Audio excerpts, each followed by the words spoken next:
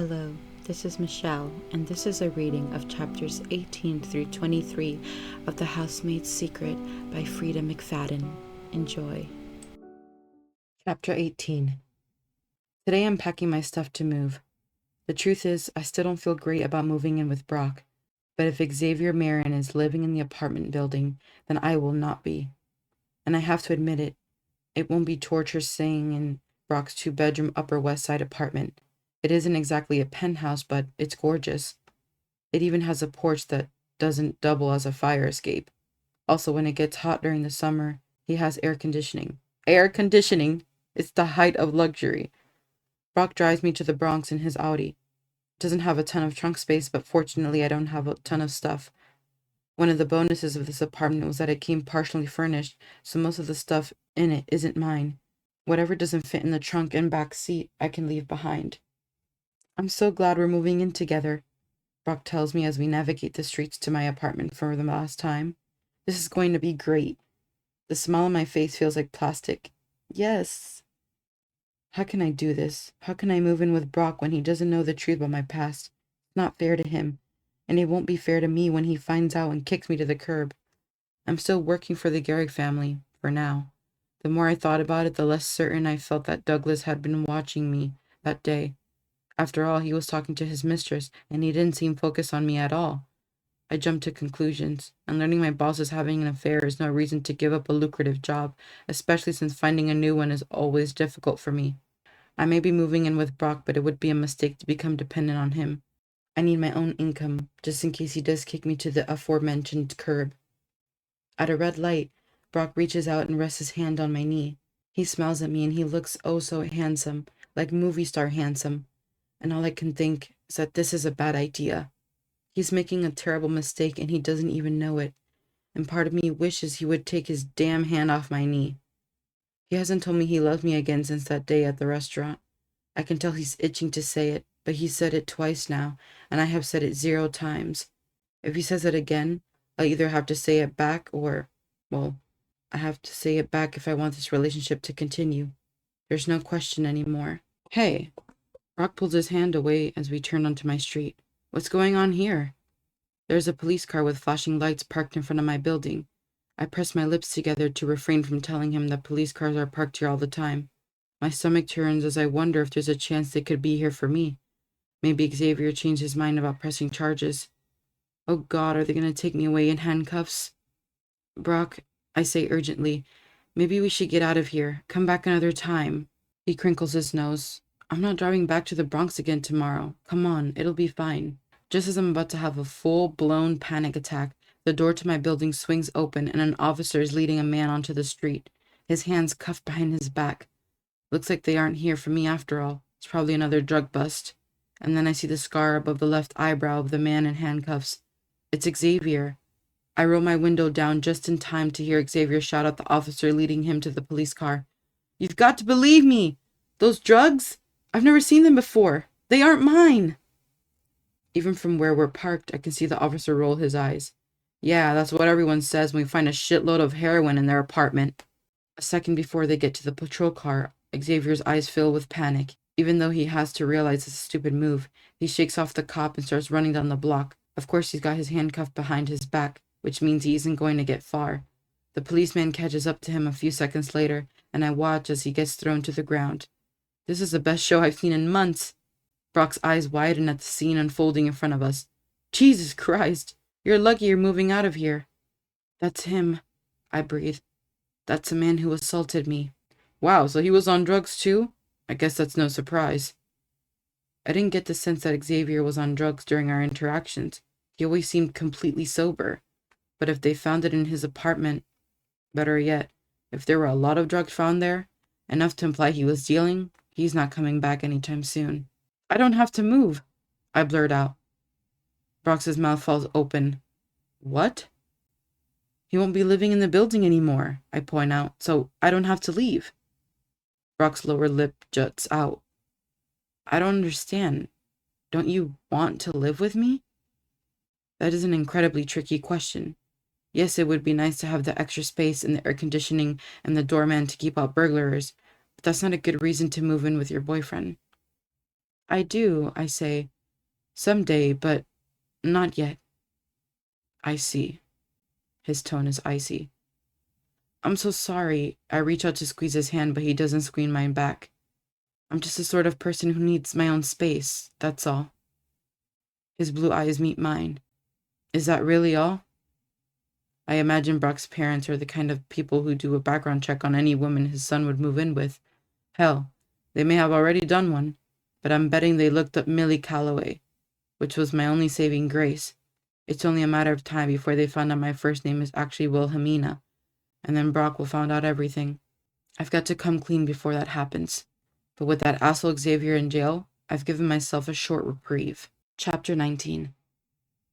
The Garrick penthouse seems quiet today. I heard a sound coming from the guest bedroom, but it wasn't crying or screaming or anything else suspicious. It just sounded like there's somebody in there. A woman who I'm not supposed to disturb. After finding the blood on that nightgown, I genuinely thought Douglas would find an excuse to fire me, but he hasn't so far. It's a good thing considering I need the money. Brock is still hinting that I should move in with him, but I have managed to deflect him so far. And now that I've had a few days to think about it, I'm not convinced the crimson on the nightgown was as ominous as it seemed at the time. I'm still certain the stain was blood, but there are plenty of innocent reasons for bloodstains on clothes. I've dealt with enough children with gushing nosebleeds to know it's a mistake to jump to conclusions, so I've managed to put it out of my head. Well, mostly. After I tidy up some of the other bedrooms, I head down the hallway to the main upstairs bathroom. In general, the bathrooms aren't very dirty. It makes sense considering there are only 2 people living here, and it hardly seems like they need someone to clean so frequently, but I'm not going to argue with them. I get paid to clean, and if I have to clean something that is already fairly clean, that's what I'll do. Except when I walk into the bathroom now, there's something I've never seen before, something that makes me feel like I just got punched in the gut. It's a bloody handprint on the bathroom sink. Well, to be fair, it's about half a handprint, like somebody was gripping the sink with the hand caked in blood. My eyes drop to the floor. I didn't see it when I first walked in, but now I notice little droplets of blood on the linoleum tiles. They seem to form a little trail. I follow the trail of crimson droplets out of the bathroom. There are no lights in the hallway, so somehow I didn't notice it the first time, but now I can make out the specks of blood forming a pathway into the carpeting, and the trail ends at the door to the guest bedroom. I'm not supposed to knock on the door. Douglas made it very clear when I first started working here, and the one time I did knock on the door, Wendy Garrick was not pleased to see me. But I think of Kitty Genovese again. How can I not investigate when there's literally a trail of blood leading to the door? So I raise my fist and knock on the door. I had heard some sounds before, but it suddenly becomes quiet on the other side of the door. Nobody tells me to come in or don't come in, so I knock again. Mrs. Garrick? I call out. Wendy? No answer.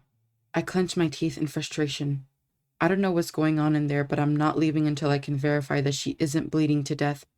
I have a rule about not cleaning around dead bodies.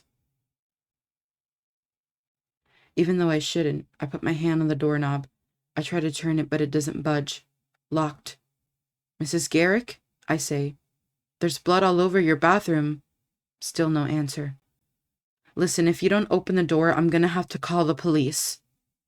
That gets a response out of her. I hear some scrambling behind the door and then a slightly choked voice. I'm here. I'm fine. Don't call the police.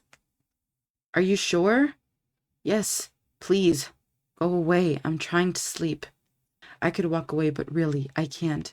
Not after seeing all the blood in the bathroom. It's not even that the blood was there, but the fact that whoever did it was too injured to be able to clean it up. I want to see you, I say. Please open the door. I'm fine. I told you. I just had some bleeding from a cracked tooth. Open the door for 2 seconds and I'll leave you alone, but I promise you I'm not leaving until you open the door. There's another long silence behind the door. While I wait, my eyes stray to the trail of blood droplets from the bathroom. There are plenty of innocent explanations for it. Perhaps she was shaving and cut herself. Maybe it really was a cracked tooth. But then there are some not-so-innocent explanations. Finally, a click comes from the doorknob.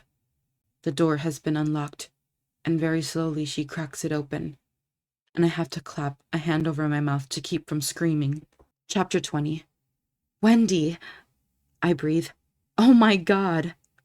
I told you, she says. I'm fine. It isn't as bad as it looks. I have seen a lot of bad things in my lifetime, but Wendy Garrick's face is one of those things that will haunt me for years to come. That woman had been pummeled, and from the looks of her, it didn't happen all at once. The bruises covering her face are in various stages of healing. One on her left cheekbone looks fresh, but others have a yellow appearance that makes it look like they were formed from a blow that came much earlier. Wendy told me that the bleeding came from one of her teeth, and I absolutely believe that whatever did this to her face was capable of knocking out one of her teeth. It's from my medications, she tells me. I had a fall and I take blood thinners. It makes me bruise easily. Has this woman looked in a mirror? Is she really trying to tell me that this happened from a fall? She's wearing a pink nightgown with flowers on it, and much like the bathroom, there is blood staining the front of it. And it's not even the first bloody nightgown I've seen since I've been here. You need to go to a hospital, I manage. A hospital? She flinches. And what do they do exactly? Check if you have any broken bones? I don't. I'm fine. And then you can report this, I add. Wendy Garrick stares at me through eyes rimmed with bruises. She takes a breath and winces. I wonder if she has a broken rib. It wouldn't surprise me. Listen to me, Millie, she says in a low voice. You have no idea what you're dealing with here. You do not want to get involved with this situation. You need to walk away and leave me be. Wendy, I mean it. Her bruised eyes grow wider, and for the first time, I see real fear there. If you know what's good for you, you need to close this door and get out of here. But you need to walk away, Millie. And now there's a terrible urgency in her voice. You have no idea. Just walk away. I open my mouth to protest, but before I can, she has slammed the door in my face. The message is crystal clear. Whatever is going on in this house, Wendy does not want my help. She wants me to stay out of it, mind my own business. Unfortunately, I've never been very good at that. Chapter 21. In 2007, an acclaimed violinist named Josh Bell, who had recently sold out a concert with average ticket prices of $100 each, posed as a street musician. He stood in a subway station in Washington, D.C., wearing jeans and a baseball cap, where he played the exact same music as at his concert, on a handcrafted violin worth more than $3.5 million. Hardly anyone even stopped to listen, Dr. Kindred explains to the lecture hall filled with students. In fact, when children would occasionally stop, their parents would grab them and usher them on their way. This man played a sold-out concert in Boston, and on that day only about 50 people stopped long enough to put $1 in his violin case. How do you explain this? After a hesitation, a girl in the front row raises her hand. That one is always eager to answer questions. I think part of it was that beauty is less easily perceived when it's in an unassuming setting. I take the subway every day from the Bronx into the city, and I often see people playing their instruments. I wait for the subway to arrive. The station right by my apartment building reeks of urine, for reasons I prefer not to think about. But if there's somebody playing music while I'm waiting, it's not so bad. I would have stopped and listened to Josh Bell. Might have even put $1 in his violin case, even though I need every dollar I have. Okay, Dr. Kindred says. Any other possible factors at play? I hesitate for a moment before raising my hand. I don't usually participate in class because I'm about 10 years older than the oldest person in the room, aside from the professor. But nobody else seems to be answering. Nobody wanted to help him, I say. Dr. Kindred nods and strokes the stubble on his chin. What do you mean by that? Well, I say, he had a violin case out with money in it. People assumed he was looking for help in the form of money, and because they didn't want to help him, they ignored him. They felt that stopping would have meant they had to help. Ah, he nods. So that doesn't say much good about the human race if nobody was willing to enjoy beautiful music because it meant they might have to help a person in need. The professor is still looking at me, so I feel like I have to say something. At least 50 people stopped. That's something. Very true, he says. That is something. I would have helped, though. I always help. I can never, ever walk away even when I should. After the lecture ends, just as I'm getting out of the building, I spy a familiar face coming down the street. I am a little surprised to note that it's Amber DeGraw, the woman who fired me after her baby daughter wouldn't stop calling me mama. I'm not as much surprised to see her as I am to see her pushing a stroller containing little Olive, who is playing with some sort of rattle that is pushed about as far into her mouth as she can get it. Her fingers are sticky with drool. When I was working for Amber, she never seemed interested in taking Olive out for a walk, so this is a good thing for both of them. I consider ducking around the corner to avoid an awkward encounter, but then Amber spots me and raises a hand in an enthusiastic greeting. Apparently she's just plumb forgotten about the way she fired me. "Millie!" she calls out. "My goodness, how lovely to see you!" Really? Because that isn't what she said last time we saw each other. "Hi, Amber," I say, already resigned to make polite conversation. She skids to a halt beside me, releasing the handle of the stroller long enough to smooth out her shiny strawberry blonde hair. Today Amber is all about leather. She's wearing a pair of leather pants stuffed into knee-high leather boots and a creamy brown leather trench coat. "How are you doing?" She cocks her head to the side like I am a random friend who has come into a bit of bad luck, rather than a person who she fired. "Everything okay?"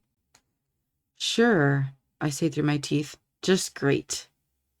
"Where are you working now?" I'm reluctant to tell her anything about my present position. She's already fired me herself for the stupidest reason.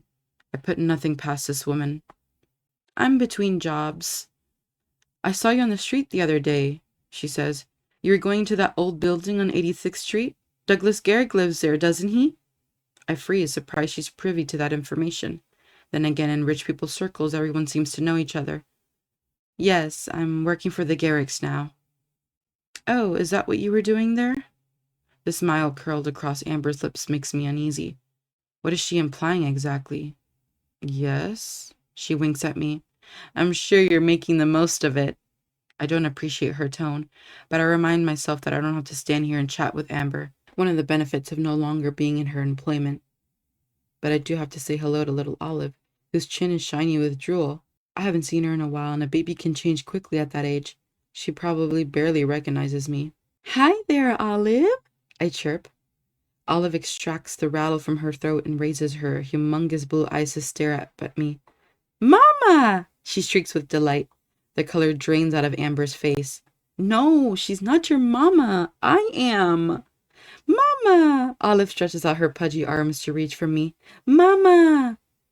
When I don't scoop Olive into my arms, the little girl starts sobbing. Amber shoots me a dirty look. "Look how you've upset her." With that remark, Amber does an about-face and sprints down the street to get away from me, while Olive continues to wail, "Mama!" Despite everything, that encounter put a smile on my face. Turns out she remembered me after all. While I'm watching Amber disappear into the distance, my phone starts ringing. Instantly, my good mood evaporates. This is likely one of two people.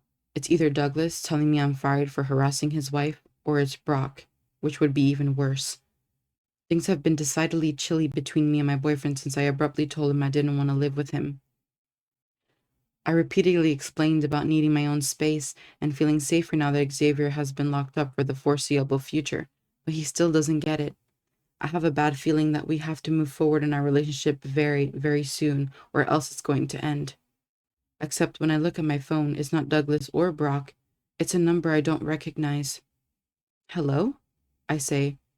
"Is this Wilhelmina Calloway?"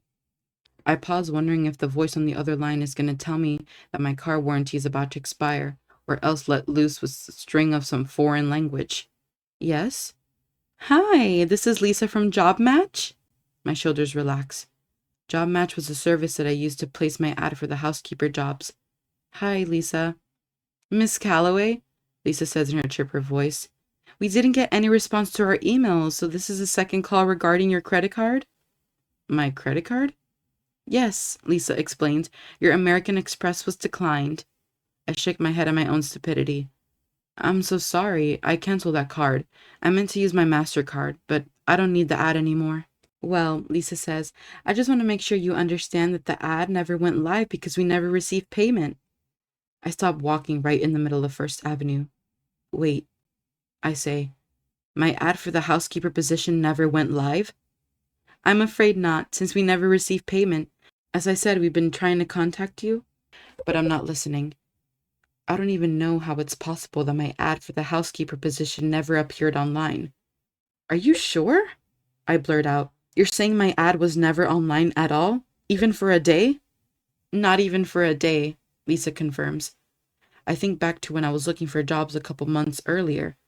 Most of the interviews took place with potential employers who I had contacted through their own ads. In fact, there was only one person who contacted me unsolicited. Douglas Garrick. Chapter 22. All I know is that I'm going to get to the bottom of this. Douglas Garrick called me. I remember it so clearly. I picked up the phone and he told me that he was looking for a housekeeper who would do cleaning, laundry, light cooking, and random errands. He didn't mention the ad, or at least I don't think he did, but at the time I just assumed that that's why he was calling. After all, there was no other reason. How did he get my number if it wasn't from the ad? The whole thing gives me a sick feeling.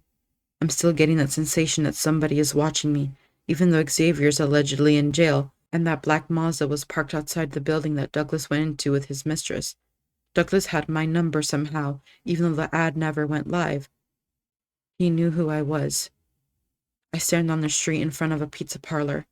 The tantalizing aroma of tomato sauce, grease, and melted cheese invades my nostrils, but only makes me feel sick to my stomach. I scan the street in front of me, searching for anything suspicious. I don't see Douglas. I don't see Xavier. But somebody's out there. Somebody's watching me. I'm absolutely certain of it. I pull up my phone again. There's a message there from Douglas confirming that I will be coming over tonight to clean. Even though I was only there 2 days earlier, I'm sure the house is still nearly spotless. Usually I text him back, but now I stare at the screen. Before I can second-guess myself, I click on his number to call him. As the call connects and starts ringing, a phone rings right behind me. My stomach drops. I whirl around, but the ringing phone seems to belong to a teenage girl. She takes the call and I can hear her screaming, "Oh my God!" into the phone as she walks past me. Geez, I am jumpy. "Hello? Millie?" It's Douglas' voice on the other line. He's not standing 2 feet behind me. Wherever he is, sounds a lot quieter than the busy street that I'm on. "Oh, hi. Everything okay? Are you still coming tonight to clean?" "Yes." I cursed myself for not preparing a story before calling. I was being impulsive. "I was just working on my resume, and I had a quick question for you." "You're not leaving us, are you?" There's a touch of humor in his voice, but also something dark lingering beneath the surface. "I sure hope not." "No, definitely not. I just wanted to pick up some extra work, and I was wondering, how did you hear about me? Like, how did you get my number when you called me?" He thinks for a moment.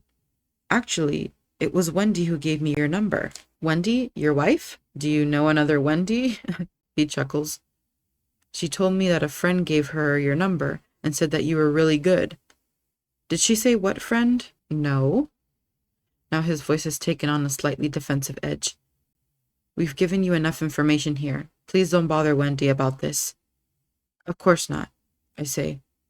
"Thank you very much for the information, and I'll certainly be coming tonight." "I'll be coming tonight.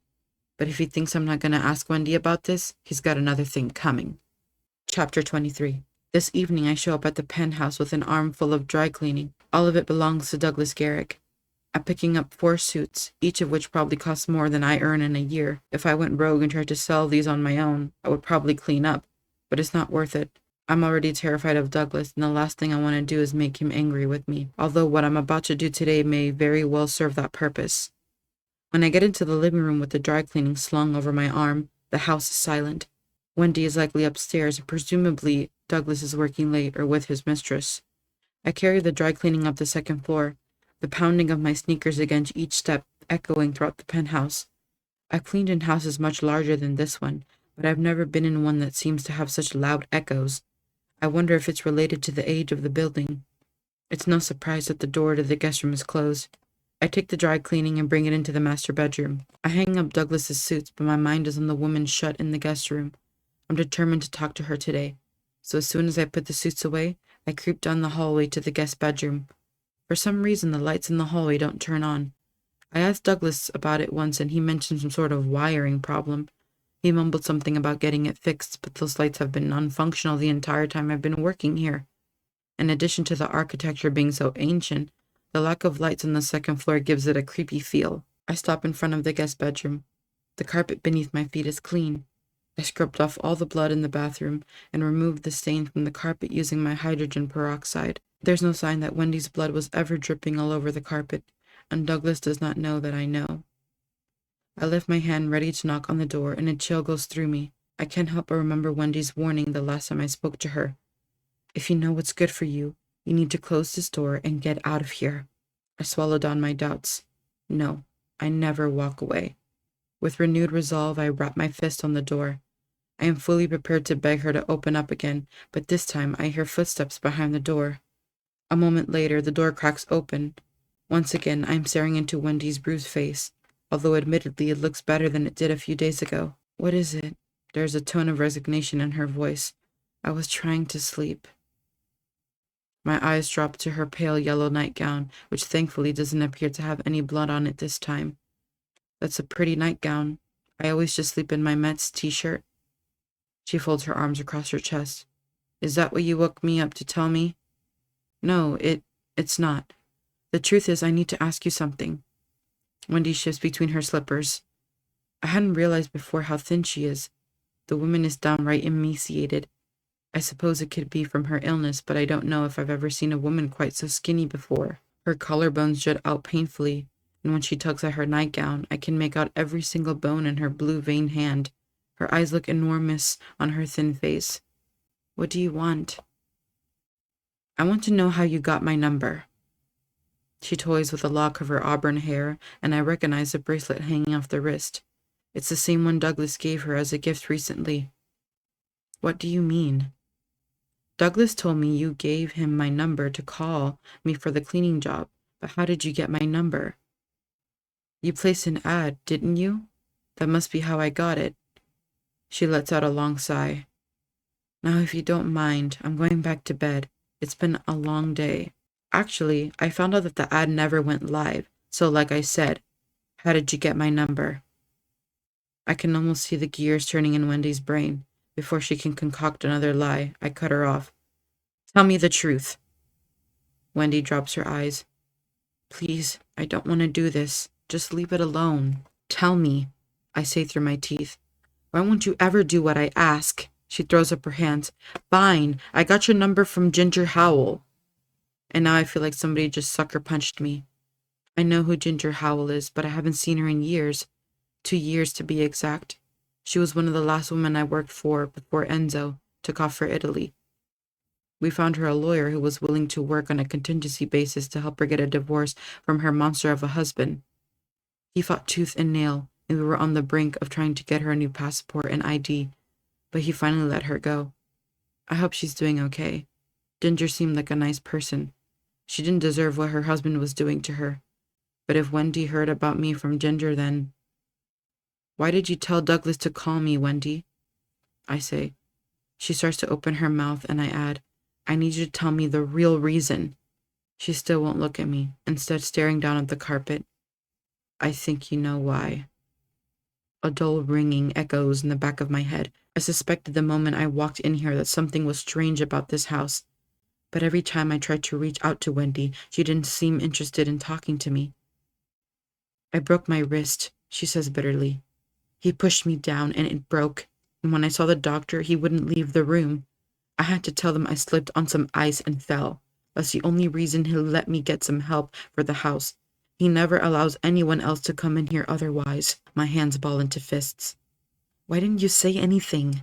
Because it was a stupid idea to bring you here. Her bloodshot eyes fill with tears.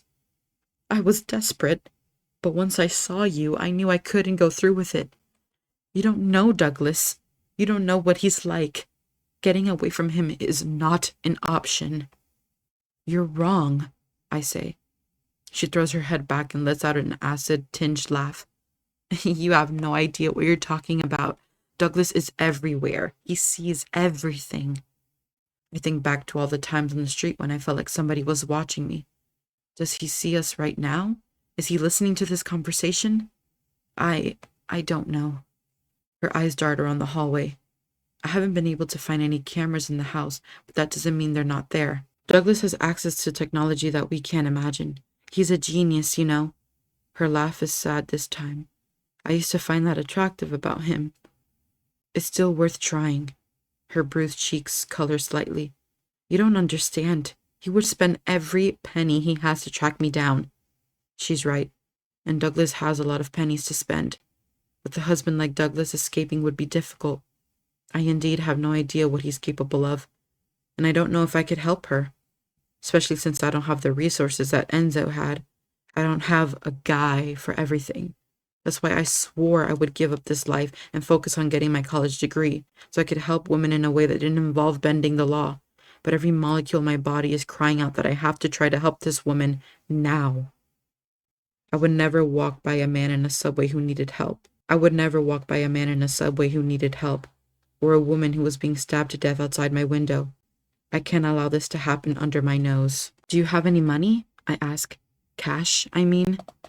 She nods hesitantly. I've been slowly selling off some of my jewelry. I've gotten so much of it every time he hits me, he buys me something new and expensive. I've got some money tucked away in a place where I don't think he'll find it. It won't last long, but maybe long enough. My mind is racing. Do you have any friends who can help you? Friends that maybe he doesn't know about from high school or college or... Please stop. She croaks. You don't seem to understand what I'm trying to tell you. Douglas is extremely dangerous. You cannot underestimate this man. If you try to help me, it won't work, and you'll be sorry. Trust me. But, Wendy, I can't do it, okay? She looks down at the bracelet on her left wrist. I remember how proud Douglas was when he showed it to me. A wild look in her eyes. She fumbles with the clasp until it slips through her narrow wrist. I hate the gifts he gives me. Her voice is dripping with venom. I can barely look at them, and he expects me to wear them. She squeezes the bracelet in her fist, then reaches out and grabs my own hand. She presses the bracelet into my palm. Get this out of my sight. I can't even look at it anymore. If he asks, I'll tell him I lost it. I open my hand to look at the small bracelet. I wonder if it's stained with blood. I can take this, Wendy. Then throw it out. She spits. I don't want it in my house anymore, especially after what he wrote on it. I bring the bracelet closer to my face to examine the inscription. I read the tiny lettering. To W, you are mine forever. Love, D. His forever, she says bitterly. His property. The message is unmistakable. Please let me help you. I grab her wrist, forgetting that it might be the broken one. She winces, and I let go. I'll do whatever it takes. I'm not scared of your husband. We can figure out a way out of this.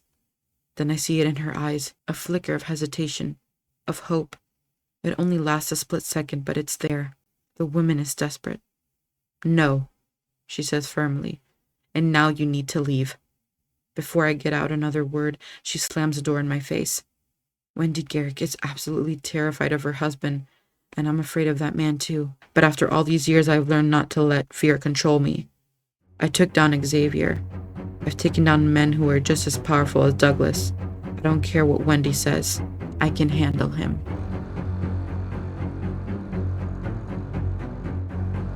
The Housemaid's Secret by Freida McFadden.